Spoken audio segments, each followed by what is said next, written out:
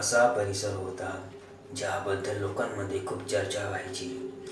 हा परिसर म्हणजे एक वस्तीच्या जवळचा एक घनदाट जंगल. या जंगलात अनेक विचित्र घटना घडत असल्याच्या बातम्या नेहमीच येत असत. लोकांना असं सांगितलं जायचं की या जंगलात चकवा नावाचे भूत असते, जे लोकांना गोंधळात टाकून त्यांचा मार्ग चुकवते.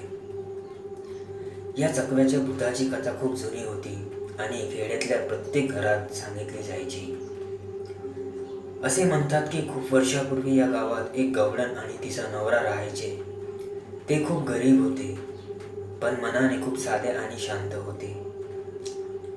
गवळण रोज आपल्या नवऱ्यासोबत जंगलात जाते, गायींना चरण्यासाठी नेते असे आणि त्यांची काळजी घे. मात्र एकदा तिच्या नवऱ्याचा एका अपघातात मृत्यू झाला. त्या दिवशीपासूनच ती एकटीच आपल्या गायी घेऊन जंगलात जाऊ लागली. गावातल्या लोकांना ती खूपच विचित्र वाटायला लागली, कारण ती खूप शांत आणि दुःखी दिसू लागली होती. ती जवळजवळ कोणाशी बोलत नसे. त्या काळात जंगलात खूप दरोडेखोर आणि लुटारू राहायचे. एकदा त्या गवळणीवर काही लुटारूंनी हल्ला केला. त्यांनी तिच्या सर्व गायी चोरून नेण्याचा प्रयत्न केला.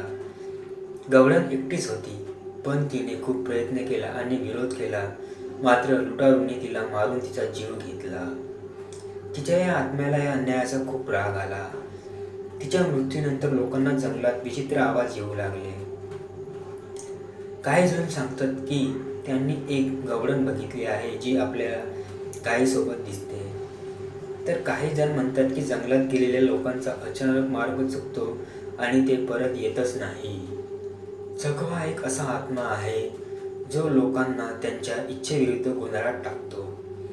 तो आपल्या ताकदीचा वापर करून कोणाचाही मार्ग चुकवतो. लोकांना हे कळायला सुद्धा उशीर होतो की ते चुकीच्या दिशेने चालले आहे.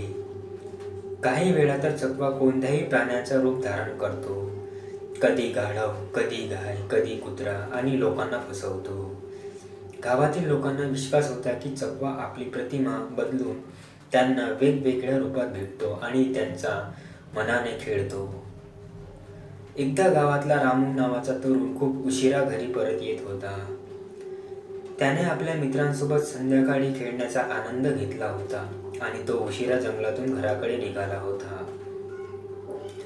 त्याला लहानपणापासूनच चकव्याच्या गोष्टी ऐकून घाबरायला लागल्या होत्या, पण त्याने त्यावर कधी विश्वास ठेवला नव्हता.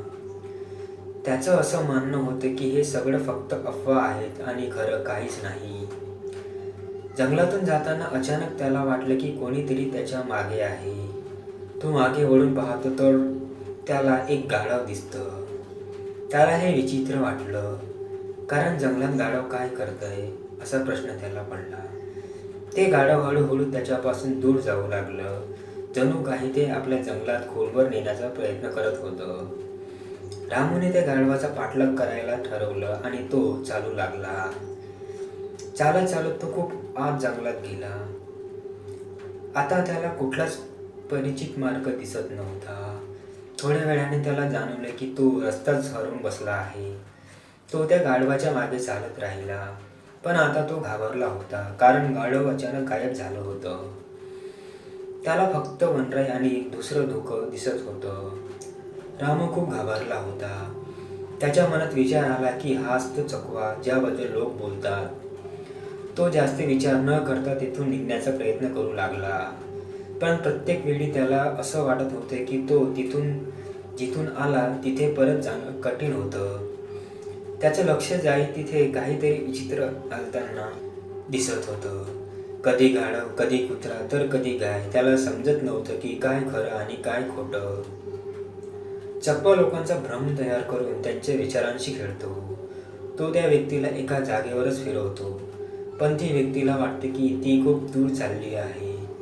हा असाच अनुभव रामूला होता. त्याला असं वाटत होते की तो एका जागेवरच चालत आहे, पण प्रत्यक्षात तो फक्त चकव्याच्या भ्रमाला होता. हळूहळू त्याला जाणवले की काहीतरी अनैसर्गिक घडतंय आणि त्याने थांबून शांत होण्याचा मग प्रयत्न केला. तिथल्या काही लोकांनुसार चकव्याचा सामना करताना एखादे विशिष्ट मंत्र किंवा देवाचं नाव घेतलं की चकवा आपली पकड सोडतो. रामूला हे आठवलं आणि त्याने जोरात राम राम असे म्हणायला सुरुवात केली. एकदा तो मंत्र म्हणायला लागल्यावर त्याला एक विशिष्ट दिशा दिसू लागली. त्याने ताबडतोब त्या दिशेने पळायला सुरुवात केली आणि काही वेळातच तो त्या भयानक जंगलातून बाहेर आला.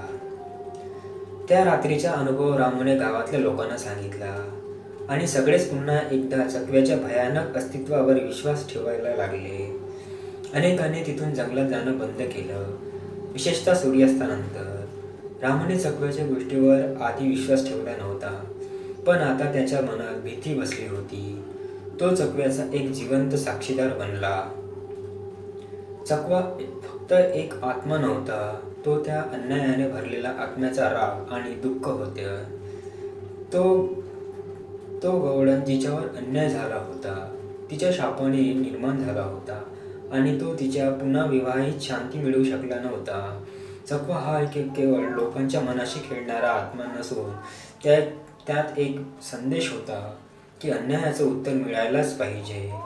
गावात अजूनही लोक चकव्याच्या भयानक गोष्टींवर चर्चा करतात आणि त्यांचं नाव घेतल्यावर अंगावर काटा येतो. चकवा अजूनही त्या जंगलात आहे की नाही याची खात्री नाही, पण लोकांनी आपली कहाणी पुढच्या पिढ्यांना सांगितली आणि ती भीती अजूनही कायम आहे. मित्रांनो, या कहाणीचा महत्त्वपूर्ण संदेश काय आहे? चकवा फक्त एक अलग आत्मा नसून अन्यायाची आणि अपूर्णतेची प्रतिमा आहे. जेव्हा समाजात अन्याय होतो तेव्हा तो कधी शांत राहत नाही. चकव्याच्या रूपात असो किंवा वेगवेगळ्या रूपात, तो कायमचाच गोंधळ निर्माण करत असतो.